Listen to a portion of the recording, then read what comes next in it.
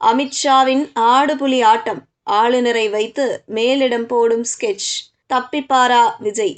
2026 சட்டமன்ற தேர்தலில் திமுகவை ஆட்சியில் இருந்து அகற்றிவிட்டு கூட்டணி ஆட்சியில் பங்கேற்க வேண்டும் என பாஜக திட்டமிட்டிருந்தது. திமுக ஆட்சியில் இருந்து அகற்றப்பட்டாலும் எதிர்பாராத விதமாக தமிழக வெற்றிக் கழகம் ஆட்சிக்கு வரும் நிலை உருவாகியுள்ளது.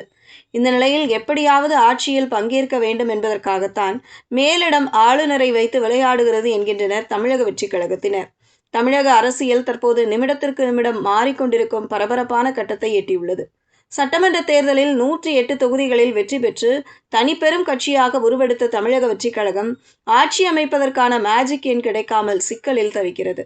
இந்த சூழலில் ஆளுநரை வைத்து டெல்லி மேலிடம் ஆட்டம் ஆடுகிறதா என்ற கேள்வி அரசியல் வட்டாரங்களில் தீவிரமாக பேசப்படுகிறது.